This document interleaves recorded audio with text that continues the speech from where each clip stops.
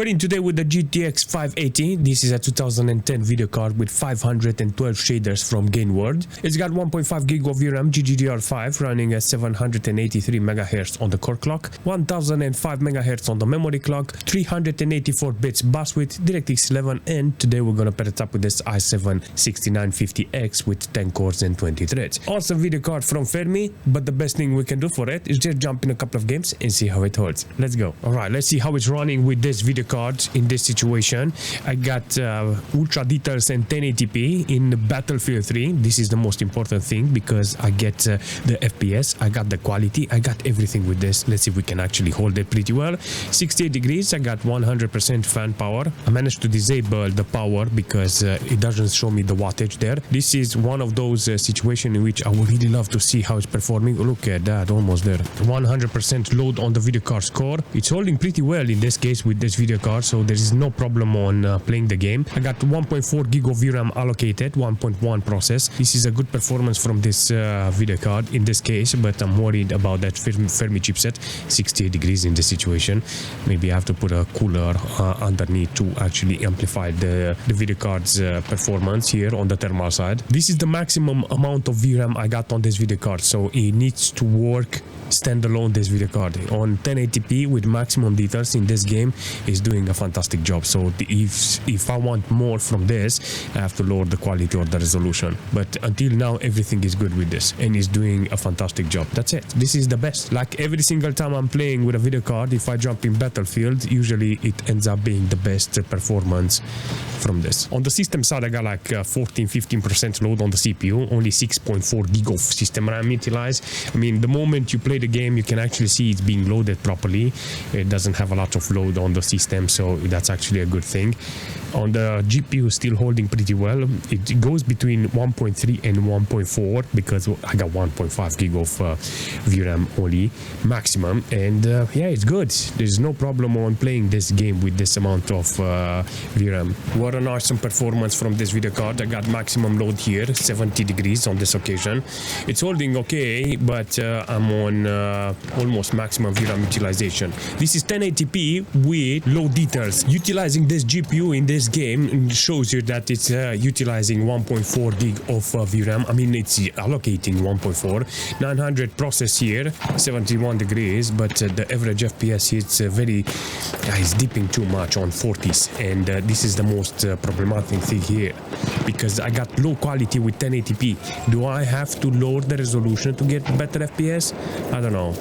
Definitely a good question in this case. The system doesn't have any problems. It's only 20% load on the CPU with 11.5 gig of system RAM used. But the core is maxed out, and 72 degrees here on this video card is it's cooking almost. The overall performance with this video card, it's insane, seriously. Considering the age of the video card and how it's running with 1080p here, I'll say this is good. I got 1080p here with low details.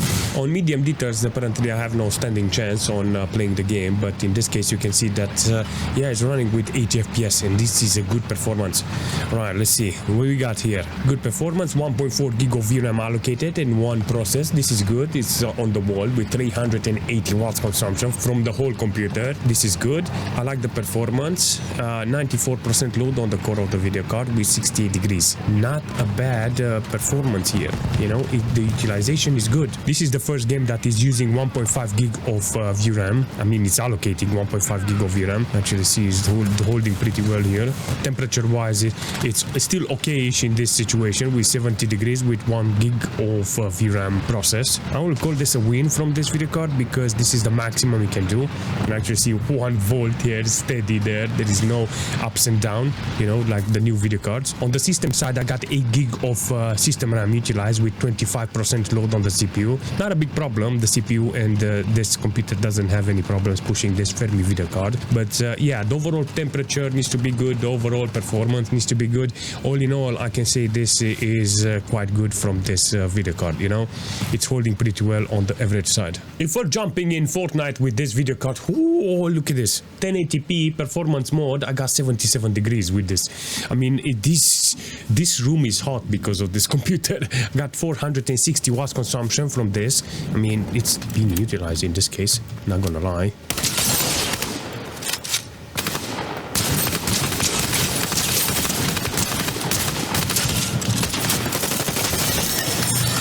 What did you got there? I mean, if you're interested on playing Fortnite with this video card, you can actually see it can. It's doing the job. It shows me that it's got the power. Managed to put that fan underneath, and I managed to regulate the temperature 74 degrees. It's very hot in the room by this computer with 450 watts. If you play a couple of games, it's using, you know, it's using a lot of wattage, and it gives you some heat in the room. And I like it. It's very warm, very normal. I like it. All right, so 1.3 gig of VRAM allocated and 700 processed. It's good. It's a good performance from the video card. Maximum load on the video card, 55 on minimal. Let's do a reset one more time. Maybe I'm gonna get totally different performance. 43 on 1%. So that one keeps dropping regardless of this. The only thing I have to do here to be top 10. That's it. If I can do top 10, then I have no problem. This is going to be a very interesting performance from this video card because I got, look at this, on 1080p with 100% render scale with low details, I got playable FPS. In PUBG, this is a good number because of the video card's age. Now, if you're interested on playing some Battle Royale and this video card is in your hands, you can actually see it does the job, and I like it. There is a lot of options here if you're interested on using this, because you can put the render scale a little lower and you can get maybe more FPS or change the resolution. Even then, you will still have decent quality and still increase the performance. This is a very optimized game now, and back in the days with this video card, it would have been a catastrophe, you know, to actually play the game. But now, all of a sudden, it's working. What do you mean working? Look at this, 90% load on the video card. Score 69 degrees, nice. I got 1.4 gig of VRAM allocated and only one processed. It's doing exactly what it needs to do. Run the game, you know, on lowest quality, but it does the job. It's on 1080p and you can have some fun, and can't say nothing bad about it because there's a lot of options in this case then if I want to play PUBG. Oh yeah, boy, look at that. Mate, you cannot park the car there. How much I got on average? 75 FPS on average. I mean, minimal and 1% doesn't help me in this case, but it's doing the job. On the system side, I got 12.6 gig of system RAM utilized with 25% load on the CPU. Nah, that's not a lot. Seriously, it can do the job, and in some cases you can see that it's even good on the quality.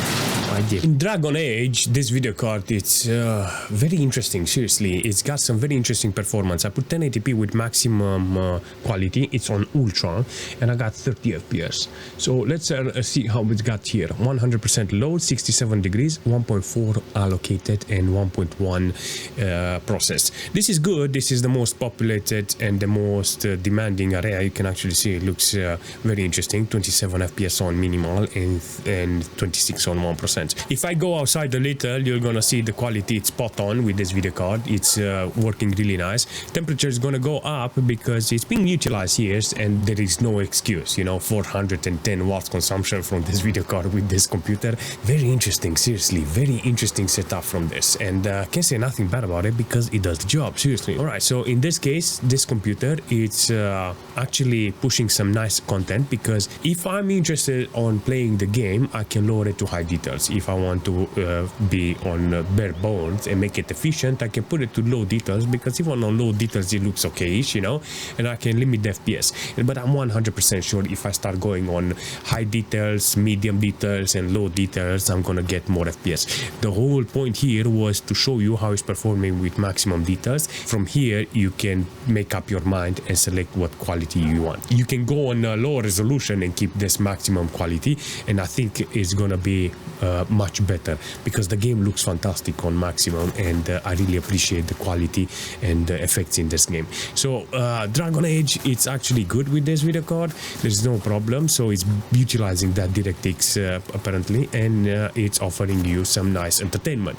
This is the right game, because if you pair it up with the machine like this, it's gonna use 10.5 gig of system RAM and barely 50% load on the CPU. No stress there. So I will call this a big W from this video card in this game, regardless of 30 FPS, because it's adjustable. The most important test about this video card is to jump into Counter-Strike and see how it's working with 1080p and low details. I got performance on Fidelity FX in order to see how it's performing. Let's do a reset here and see how it's holding. I want to average the FPS here and see how it's performing with this video card. In this case, case, I got 1.4 gig of VRAM allocated and 1 gig of VRAM process. It's averaging really nice on 100 FPS, so if you're using Fidelity FX, you're gonna get some really nice FPS. 64 degrees with this video card in this case, and I got maximum load on the core. There's no problem here. The voltage, the voltage doesn't go up and down, and it's just fixed. You have to move it in MS Afterburner, but the temperature is good here. But I had to cheat here when I put a fan underneath because the whole computer is making such a good heat in this room. It's hot, you know, and the ambient temperature is 25 degrees here with this computer. I'll take this as a big W because it shows me that it's a good video card if you're interested on playing some free-to-play games that are on every platform like Fortnite, Counter-Strike, you know, and all of them, they are doing really well with all video cards like this. They are optimized. The games can work on this, you know. So in this situation, this video card can do the job. You can actually see the system doesn't have any problems. 11.6 gig of system RAM, 16% load on the CPU. CPU has no problem. Temperature is good. Even on CPU, first time I'm seeing 51 degrees because of the temperature and the ambient temperature. I like this performance this video card is offering here. Can't say nothing bad about it because it does the job. It does exactly what I want, delivering nice FPS. Imagine having a 100 Hz monitor with a GTX 580. You can. Look at this, 100 FPS, 100 Hz. In Dota 2 with 1080p and maximum details, I got really nice performance. Look at this. I got an interesting thing to see here. Look, oh my god. Poor Ricky. I'm very surprised this video card is holding 60 FPS with maximum details in Dota 2. This is a very interesting performance it's offering here. 99% low, 69 degrees, 1.4 gig of VRAM allocated, and 700 process. It's doing the job. It's doing exactly what I want from this machine. Process memory, it's still around 600, 700 megabytes.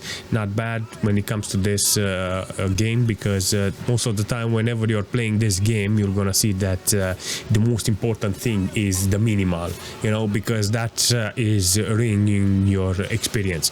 So in a team fight, this video card, yeah, can actually do the job. Seriously, good performance from this computer in this case, and I like it. The video card managed to do exactly what I want, to give me the FPS and not go below 60 FPS on minimal, you know.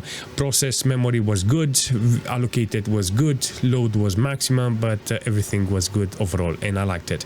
This is the type of game that I need on this video card. In S.T.A.L.K.E.R with 1080p maximum details, you're gonna see I got 40, 20, 30 FPS. They're almost playable FPS, but do remember this is maximum details in this situation with enhanced light, and this is a very demanding game, you know. Apparently I keep putting video cards here and it's still destroying them when it comes to performance, but I like it. I like seeing video cards put to the wall, you know. 72 degrees in this occasion with maximum load on the video card's core, and 1.1 allocated on the VRAM and 900 process.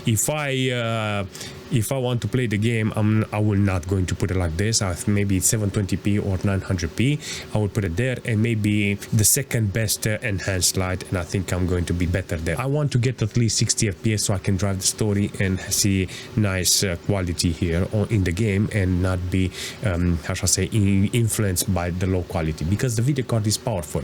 Look at the whole wattage consumption, 420 from the whole computer, and it's doing a fantastic job, and I like this idea, you know. So in this situation, with this video card, with this game, I like it. It does exactly what I want. On the system side, 7.1 gig of system RAM, 7% load on the CPU side. This is good, and under 50 degrees in this occasion with the CPU. I like it. The quality is good. Everything is good. You can actually see everything is spot on with this. This is how the game needs to be in a situation like this. Overall performance is good. Even though I got 30-40 FPS, I know how to adjust it and take this game to another level if I'm interested on getting more FPS. There's no discussion, this video card is nice. You know why I like this? Because it's a very old video card and nobody cares about video cards like this. I mean, nobody cares. I'm referring to the fact that they are very cheap. You can find them really cheap, next to nothing, you know. I remember last time I did an SLI configuration, and I had to use games that are good with SLI. Now I use games that are not friendly with SLI and Crossfire, and I managed to show you that some games are actually capable of being played with an old video card like this. And some of them, they are newish. Not newish, it's like the video card is older than the game. Imagine putting games that are on the same year with this video card, even older. Let's say you take a game that is from 2008, 2006, you know, and play the game and try to adjust the resolution and the quality. It will be fantastic. You can max it out, and yeah, it will be a very interesting video card for an old machine. By the way, I have an old machine, and maybe in the future I'm gonna use this video card for Windows XP machine, you know, to see all games there, how they are performing with a 580, you know, with 1.5 gig of VRAM, with 500 shaders, you know, and 384 bits bus width. It will be outstanding on the performance. An overall conclusion to the video card, it's only good. The only downside to this video card is that it's a Fermi. Now, if you don't get a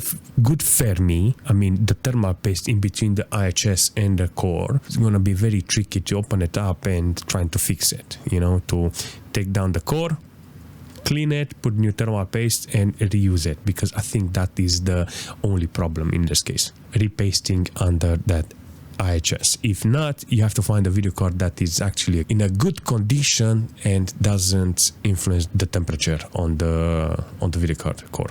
That's it. Thermal, I like it, I recommend it, and if you have any suggestion for this video card or for the system, leave a comment, smash that like button, and I will see you very soon.